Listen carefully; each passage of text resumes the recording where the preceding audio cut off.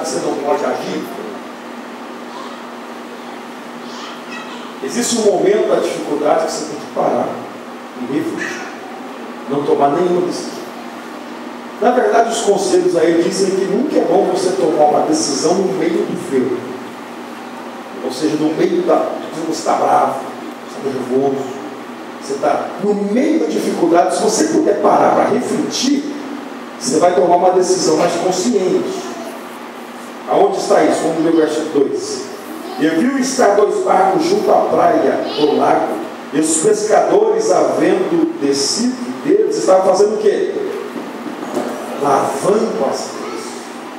O que fala esse lavando as redes? Aqui fala de reflexão, porque enquanto eles estavam lavando as redes, estavam refletindo: puxa vida, não perdoa, não pegando nada, não deu certo, a pescaria não funcionou, passamos a noite inteira lavando a rede e comentando e pensando: rapaz, o que deu errado será? Então existem alguns momentos que nós temos que parar para lavar as nossas redes, momentos que tem que parar para refletir, momento da dificuldade. Se você puder ter um tempinho, não, deixa eu pensar, amanhã a gente conversa, amanhã a gente decide. Você está fazendo o que? Você está lavando as redes. Você está lavando as redes.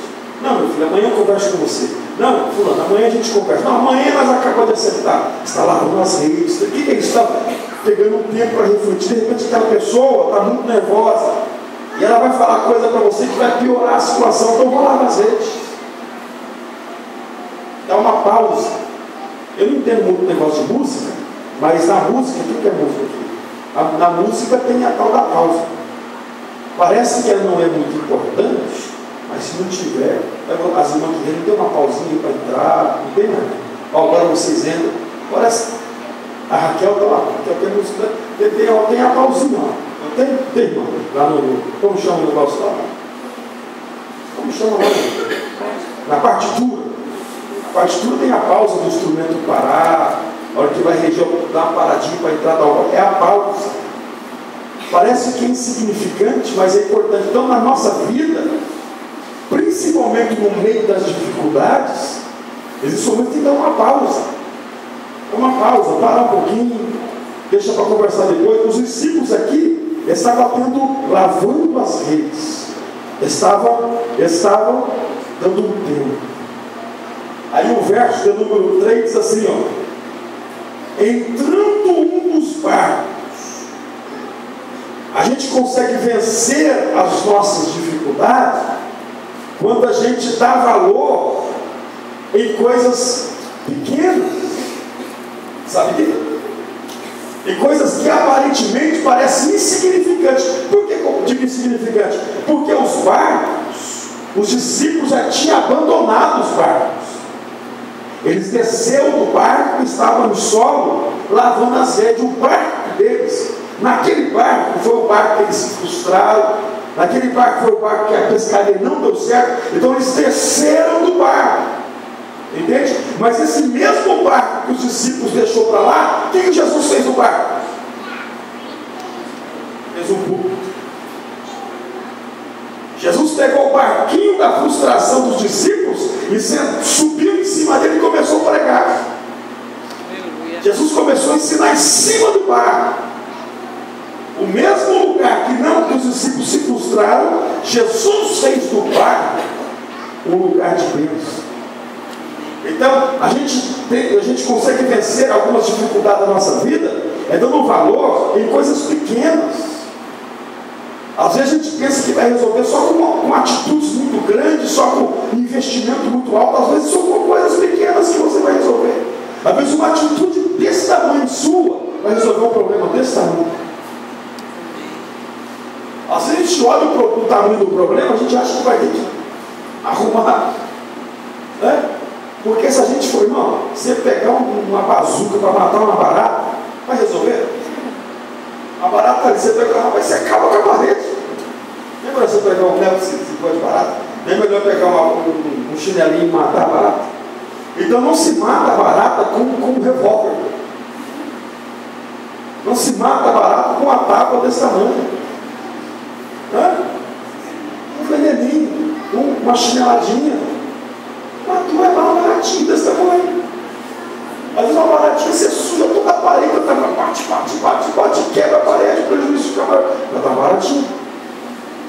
Então, às vezes, a dificuldade que a gente está enfrentando dá para se resolver com atitudes pequenas, de formas pequenas, e a gente quer usar coisa muito grande para resolver uma coisa pequena.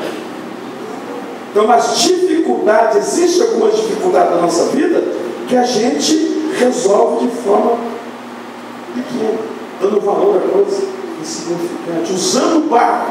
O barco abandonado pelos discípulos foi o lugar que Jesus subiu para ensinar. Aquilo que os discípulos falaram assim, não, a gente quer mais. Jesus subiu lá em cima e começou a ensinar. Outro ponto. Existem algumas dificuldades que você tem que se afastar da terra para resolver. Desconectar com a terra. Olha o que a Bíblia diz aí. Entrando, verso 3. Entrando num dos barcos que era de Simão, pediu que eu afastasse um pouco da... Afastou. Existem dificuldades que você resolve se afastando um pouquinho da terra, tendo um contato maior com Deus. Aleluia! Glória a Deus. Existem dificuldades que a gente vai vencê-las conversando, falando, tá? Até dando uma bronca, até dando uma dura, como diz por aí, assim por diante. Agora, existem algumas dificuldades que você vai resolver se afastando da terra. Porque quando você dobra o seu joelho na terra, você se afasta dela. Você se conecta com as coisas espirituais e Deus começa a agir na sua vida, abençoar a sua vida. Então, existem alguns momentos que nós temos que nos afastar da terra, se afastar dos palpites humanos, se afastar das opiniões humanas, se afastar das estratégias humanas, se afastar do jeito humano. Tudo isso tem seu valor em vários momentos, mas em alguns momentos tem que se afastar. Se afastar da terra e buscar as coisas espirituais. Porque as pessoas estão tão envolvidas com as coisas da terra que a gente não consegue se envolver com as coisas espirituais. Outras pessoas estão muito na terra, então não conseguem vir para o culto, não conseguem adorar a Deus, não conseguem priorizar as coisas espirituais na sua vida, porque o pé dela só em solo terra. Ela nunca se conecta com as coisas espirituais. Nós não podemos viver 100% céu e nem 100% terra. Não podemos ser 100% espiritual, não tem como, porque você tem que lidar com as coisas dessa terra. Mas existem algumas dificuldades que você tem que se afastar dessa terra. Se ligar, esperar o agir de Deus, a ação de Deus. Quantos podem glorificar o Deus? Então, nós vencemos as nossas dificuldades dessa forma. E depois, o verso 2 fala assim. Verso 3, verso 4. E quando acabou de falar, disse assim: Simão, faze-te ao mar alto. Ou seja, na dificuldade, nós temos que aprender a ampliar a visão, porque eles não tinham pescado em mar alto, eles tinham pescado um pouco antes, um pouco mais raso. Aí Jesus fala assim: vocês vão lá para o meio do mar. Vocês vão no mesmo local que vocês passaram dificuldade, que foi a noite toda, né? A Bíblia diz que eles passaram a noite toda e nada apanhou. Jesus falou assim: volte lá no mesmo mar, só que dessa vez vocês vão um pouquinho mais alto.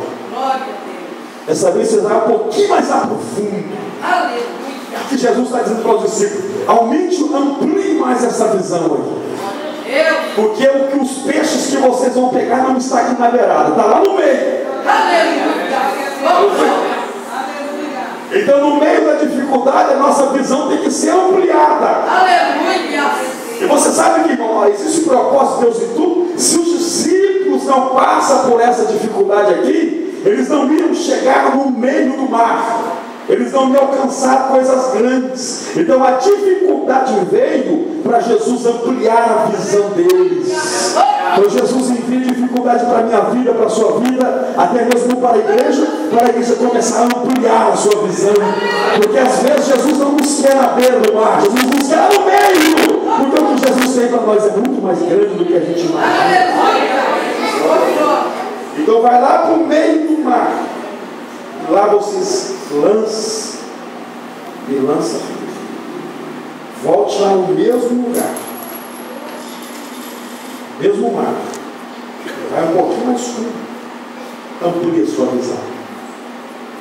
As dificuldades elas aparecem na vida de uma pessoa para a visão ser ampliada, para a visão acontecer.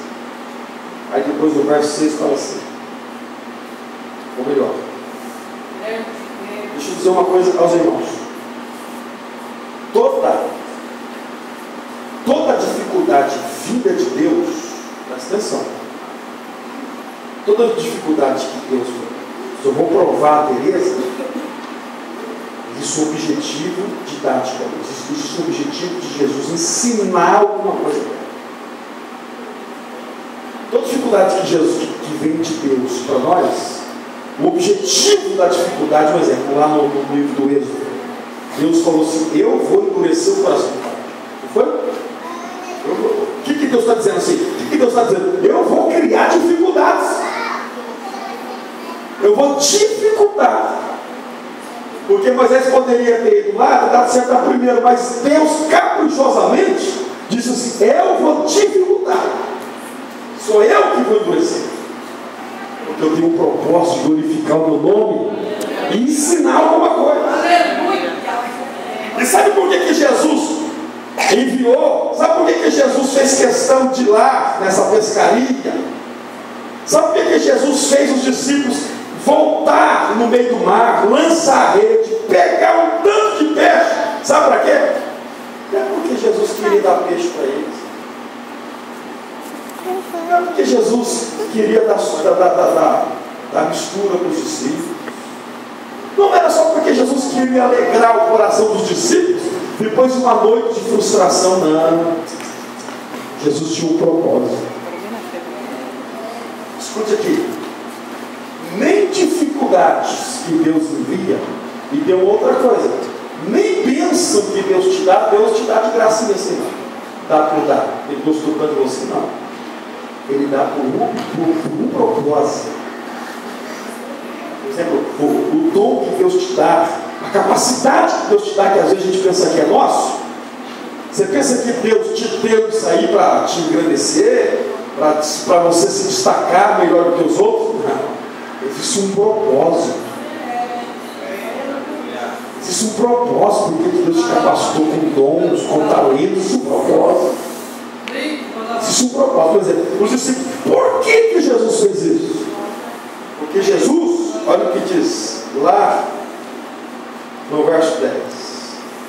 E de igual modo também de Tiago, filho de Zebedeu, que era o companheiro de Simão, e disse Jesus a Simão: não temas. Olha o que Jesus fala: de agora em diante. Aleluia. Irmão, ou seja, o que eu penso aqui? Dá para a gente pensar que os discípulos assim: rapaz, da próxima vez nós vamos pescar no mesmo lugar que Jesus colocou. Deu certo? Nada de ver, nós vamos pescar lá no mar. Os pescadores, né, Reginaldo? O pescador ele consegue marcar o lugar que dá peixe. E quando eu fui pescar, nós temos, vou voltar de ir, mas não jogo muito leve. O Paulo aqui, que pesca, mas tem um lugar. Eu lembro que quando eu fui, alguém dizia assim, os que entendem, ó, é aqui, ó, joga a vara aqui. Assim, aqui dá peixe, ó, 6 da tarde é ali agora. Conhece os lugares. E acaba dando certo, não. Conhece, nesse horário, se ajuda e fala até o nome do peixe. E é o peixe tal. Não é assim, pescador? Sabe até o peixe que vai vir. Não é? Então, quem sabe o discípulo pensou assim: rapaz, amanhã ainda vai voltar aqui de novo. Porque ele nunca pegou tanto peixe desse tipo. Por que nunca pegou? Jesus estava lidando com pessoas que entendiam, né? Todo mundo fala isso aí, sabia, tudo mais. Só que Jesus, quando ele não faz igual ao homem, ele surpreende. Porque os discípulos estavam acostumados a pescar, pegar, tudo bem. Mas quando Jesus falou, foi coisa superior. Ou seja, quando Jesus ele faz melhor do que eu, melhor do que você, melhor do que todos nós juntos. Então os discípulos, quem sabe, pensou: amanhã nós vamos voltar. Amanhã todo mundo aqui no mesmo horário, vamos pegar peixe igual hoje. Vamos lançar rede no mesmo lugar, sim. No mesmo lugar. Aí Jesus fala assim: só que agora eu dei sucesso nessa pescaria porque eu tenho um propósito com vocês. Eu fiz você ter sucesso nessa pescaria, sabe por quê? Porque foi a última pescaria da vida de vocês, foi a despedida. Porque da agora em diante vocês vão pescar, mas não vai pescar esses peixes aí. Vocês vão ser pescadores de homens. Você entendeu o propósito? Por que Jesus fez esse milagre dos peixes? Milagre não, né? Por que Jesus fez essa ação? Foi um milagre. Por que Jesus fez isso? Você entendeu por que Jesus fez questão de ver os discípulos, e lá onde os discípulos estavam, e pedir: vai lá, lança a rede, pega peixe? Porque Jesus tinha um propósito na frente. O que Jesus ensinou lá nos peixes, Jesus estava querendo ensinar. O que Jesus fez? Jesus pegou a dificuldade dos discípulos e transformou em algo pedagógico, em algo que vinha ensinar. Então as dificuldades que vêm sobre a minha vida, a sua vida, é porque Jesus está te ensinando para coisa maior. O que Jesus fez com os discípulos é porque Jesus queria dar a eles coisas maiores. Vocês vão pescar homens. E o interessante, irmão, que o convite de Jesus é um convite assim, bem superficial. Bem superficial. Jesus não oferecia muita coisa, não. Hoje, por exemplo, para você oferecer algo para uma pessoa, hoje nos nossos dias, né? Por exemplo, para você oferecer, digamos assim, posso ser coisa de oferecer uma igreja com uma pessoa dirigida, tem que chamar lá no gabinete, dar água para ele beber, ligar o ar-condicionado para ele e propor um monte de coisa. Olha, você vai visitar uma igreja, né? Isso, e conversar com você. Vai dar um cargo para o irmão da igreja, tem que sentar com ele e propor um monte de coisa. Não, ajuda ele a fazer isso, dar várias coisas, explicar para ele. Olha o convite de Jesus: não temas, de agora em diante será pescador de homem. Irmão, o que é isso, pescar homem? Os discípulos não entendiam, e Jesus também nem explicou. Vamos ser pescador de homem. Eu vou usar isso aqui, isso aqui ensina outra coisa. Eu vou usar aquilo que vocês sabem. Vou usar aquilo que vocês sabem. Jesus usa a linguagem deles. A linguagem deles. Eu vou usar aquilo que vocês sabem e transformar isso na minha obra. Ou seja, Jesus ele usa aquilo que você sabe, aquilo que você se preparou secularmente, você pensa que ia ser usado só para você. Aí Jesus pega aquele tom seu lá fora que você se preparou. Por exemplo, você estudou para ser professor lá fora, aí Jesus pega você para ajudar na igreja, na aula, alguma coisa assim por diante. Aí você estudou para ser advogado, Jesus usa você para ajudar na parte jurídica da igreja. Você se fortaleceu, se preparou para ser digamos aí, que mais aí, um psicólogo lá fora. Jesus pega o que você para usar na igreja. Você se preparou para a enfermaria, para ser um enfermeiro, Jesus pega a sua profissão e te usa na igreja para atender os irmãos em algum evento, assim por diante. É isso que Jesus faz. Jesus usa aquilo que você tem e transforma como recurso na casa de Deus, na obra de Deus, para fazer a sua obra. E não tem muita explicação. Não tem muita explicação da parte de Jesus. E tem uma atitude política dos discípulos. Verso 8 diz assim: ele levantando os barcos para a terra, ou seja, tiraram os barcos. Aqui é despedido dos discípulos. Vamos pegar o barco então. Pegou os barcos. Jesus disse para mim: tirar o barco da água e guardar os barcos. Foi lá, pegou os barcos, colocou em algum lugar e deixaram o quê? As redes? Os barcos? Não, deixaram tudo e passaram a seguir a Jesus. Pastor, eu tenho que deixar tudo para seguir Jesus? Pastor, não quer dizer que eu vou ter que sair de desconto lá na prefeitura, lá para estar todo dia no culto? É assim. Quer dizer, então, pastor, que eu vou ter que deixar tudo. Né, Marcos? Largar lá que salário você ganha lá. Só para perder Jesus. Né, Teresa? Porque as contas tem tudo para servir Jesus. Não. Você vai deixar tudo aquilo que te rouba de Deus. Aquilo que te rouba de Deus. Né, irmão Jorge? O senhor tem só comprando o irmão Jorge, né? Uma correria, de vez em quando eu vou na casa dele. Né? Não corre para lá e para cá, o evento, o trabalho dele. Eventos, você não pode ficar escolhendo, tem que agendar, tem que agendar, isso é o ganho do senhor. Tem que ir, tem que trabalhar uma correria. Tem que trabalhar em festas dessa. Não tem que abandonar, não tem que deixar. Mas de que sobra um dia ou outro para agendar. Ou seja, tudo aquilo que nos rouba de Deus, tudo aquilo que nos afasta de Deus, é isso que nós temos que deixar para seguir Jesus. Algumas coisas que nos seguram. Porque nós podemos ter tudo nessa vida, mas nada pode nos segurar ao ponto de nos afastar de Deus. Não podemos ter coisa que nos amarra, que nos impede de estar na presença de Deus, servindo a Deus, fazendo alguma coisa para Deus. Podemos fazer, cuidar das nossas atividades, mas também estar pronto para seguir e servir ao Senhor Jesus. Quantos podem dizer amém? Jesus te ajuda na dificuldade que você esteja enfrentando. Deus te abençoe.